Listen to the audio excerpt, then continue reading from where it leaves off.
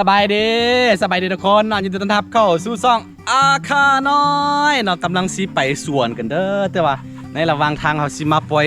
เจ้าบุญรอดนี่กินมักไม้ปลานี่อะโลอยู่ดีบักสวนเอาเสี่ยวมันกินผลไม้ปลานี่เห็นปะไปไอ้สวนมาพี่บักสวนมาพี่อะโล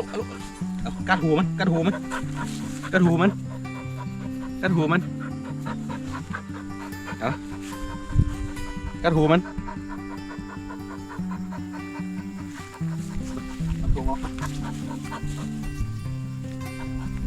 อะโล มันบ่ลงมาแล้ววันนี้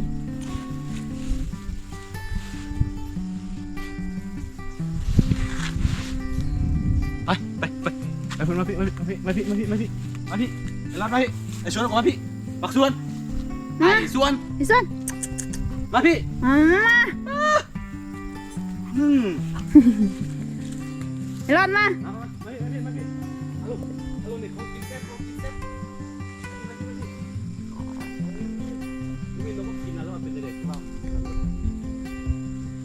อันนั้นมาแล้วแห้งมาแล้ว นี่คือมะคอมเด้อมะคอมภาษาบ้านค่อยเอิ้นมะคอมสุกดำปี้เลยบ่มีหยัง สู้ เฮ้ย อุ้ยตกใจหมด ขึ้นเลยไอ้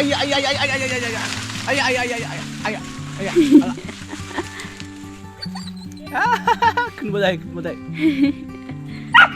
อาหารของมันวันนี้ไปให้กินฮัลโหลบอยสุดฮัลโหล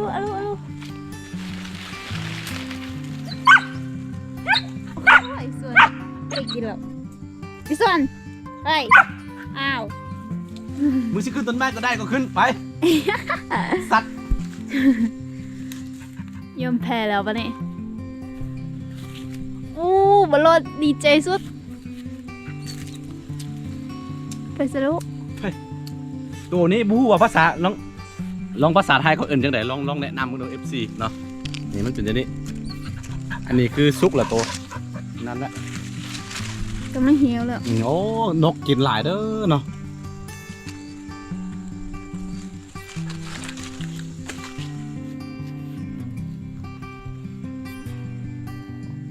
โอ้ยรถกินเอา ใส่แล้วมันใส่ คุณอยู่เทิง ลงมาพี่ลงมาเก็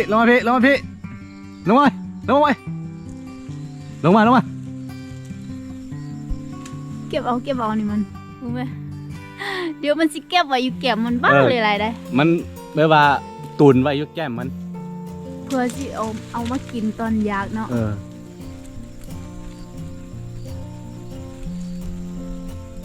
รอดไอ้รอด ลงมาดู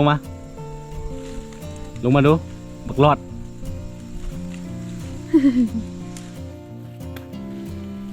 ไปสลับ เอาเข้าไปไอ้ยะ โอ้ย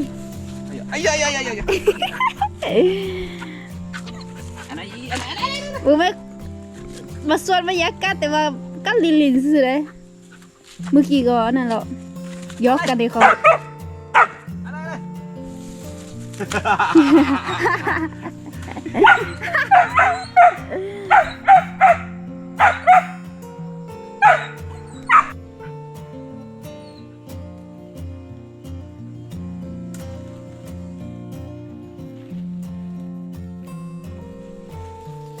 รอด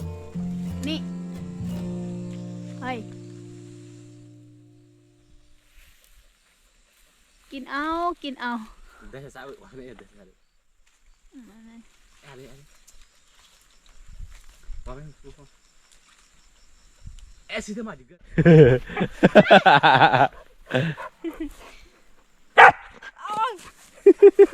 รถจ้าที่ดาไอ้รถดู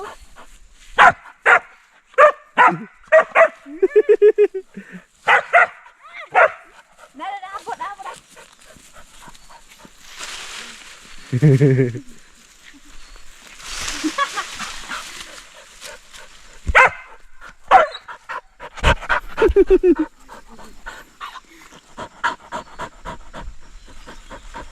มึงขึ้นบ่ได้ขึ้นต้นไม้บ่ได้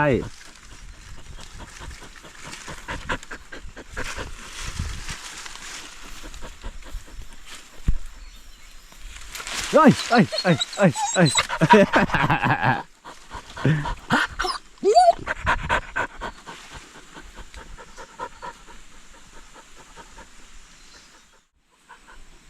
คือตอนนี้เจ้าสวนเนาะกำลังลอกคราบ ขนล้นเนาะนี่อีพีอันนั้นแล้วอีพีมันเต็มแล้วเดี๋ยวนี้ดีมืดละเด้อขอบใจ FC เนาะเขาซักยาเข้าไป2 เข็มซักยาเข้าไป2 เข็มแล้วก็ใส่ยาอันคอปเปอร์ฮันตัวทาฮันผสมกับน้ำมันเครื่องเนาะแล้วก็ดีเรียบร้อยตอนนี้นะตอนนี้กำลังนี่ออกขนดำๆเห็นบอลเนี่ยกำลังออกไม้อันนี้นะตัวนี้ คุณกำลังล้นนี่ ออกไปถ้าว่ามันเต็มแล้วก็มันจะใหญ่เนาะตัวนี้ใหญ่นักสุดๆเลยมึงไอ้ส่วนเอาประมาณเท่าไหร่วะเศร้าไปฮอตบ่ โอ้ยบด ฮอตโด เอ้ยนี่ขนล้นลายนี่เห็นบ่เบิ่งพี่นี่ขนนี่ โอ้วีผมให้มัน กำลังลกไว้ว่าโปงไม้ตัวสีดำนี่โปงไม้เด้อนี่เห็นบ่แต่ก่อนนี่จะเป็นสีเหลืองทั้งตัวใหญ่ๆนี่ขี้ได้เลยนี่เนาะไอ้ส่วนเนาะอันนี้ตอนนี้เรารอท่าให้เจ้าบุญรอดกินไม่อย่างก็ให้มันเต็มแก้มก่อนยังเต็มด้วยแก้มเดียวไอ้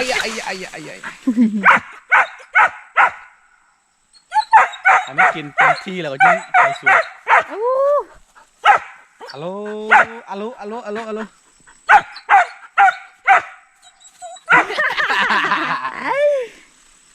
มาพี่มาไอ้โอ้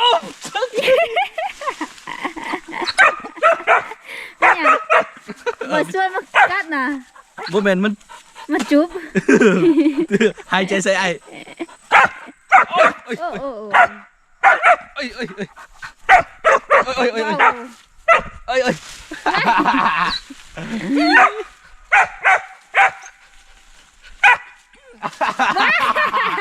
สองตัวนี่อยู่น้ำกันเลยโอ้หนวดหูสุดมาพี่ไอ้ส่วนมาพี่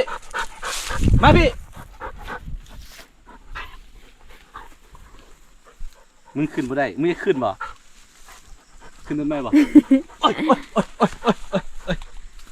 มาลงมาไปเราไปส่วนมันยังบ่อิ่มเท่าไรบอกว่าแก้มมันนี่เต็มแล้วแก้มนึงยังแก้มนึง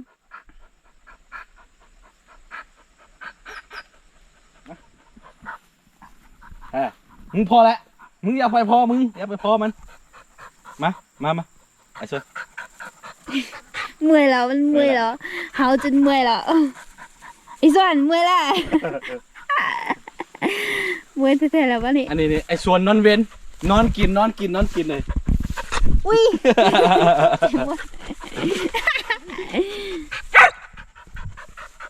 ไอ้ส่วนมาพี่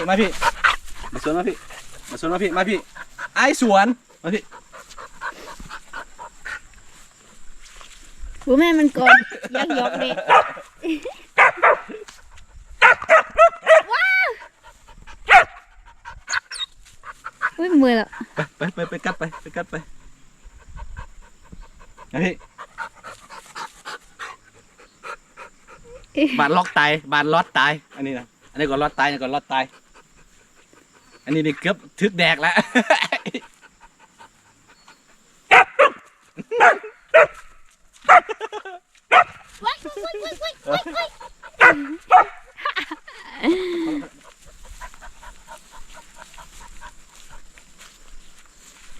มีหลายคนถามว่า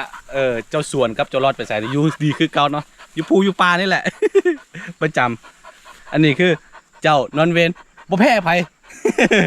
มีแต่เฮ็ดทำทางคึมๆซื่อๆไปตีไผนี่บ่แพ้ แม่น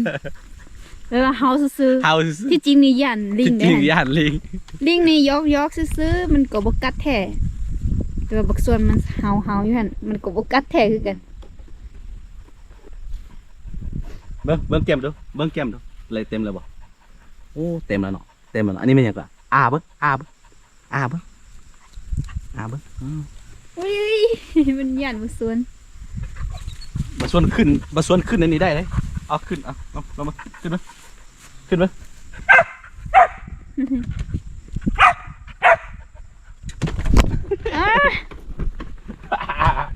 บ้าพี่เซ่บลอดลอดอุ้ยนี่ใส่น่ะฮะมันเห็นยังฮะ มันสิเซิร์ฟอ่ะนะ อ้าว มาพี่อย่าหาเห็ดเด้อมึง มาพี่มาไป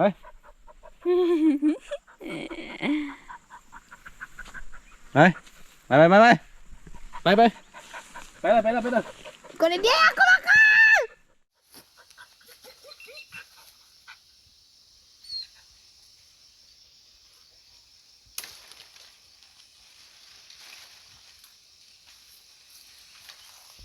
รถนี่เฮ้ย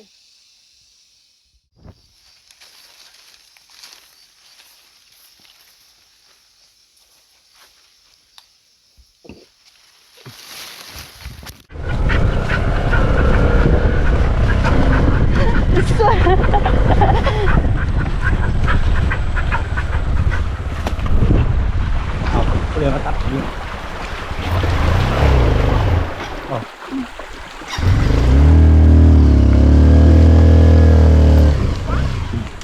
เฮ้ย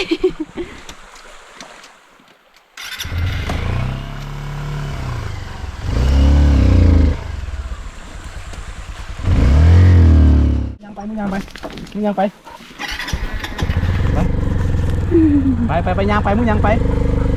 มาส่วนยัง ไปมึงยังไปแลนไอ้สัตว์เอ้ยแลน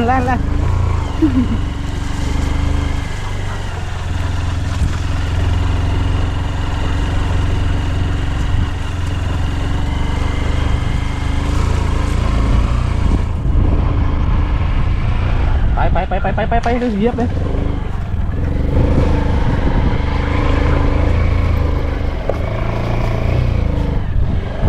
วันนี้โหดเกิน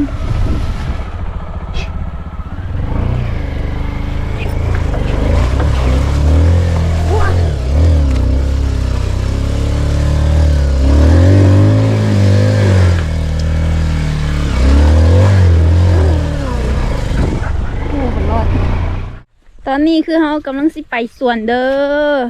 คือมาสวนนี่ต้องได้ไขประตูนี่ตลอดจนรำคาญเลย มี4 ด้านพุ่นนะ4 ประตูพุ่นนะ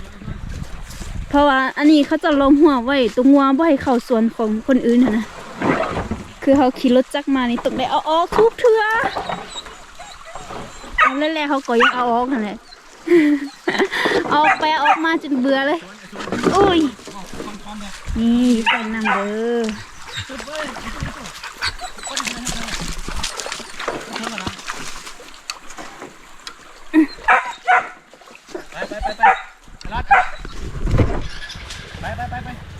ไปรถไปอยู่หันน่ะ ลงมาเดี๋ยวร้อนลงมา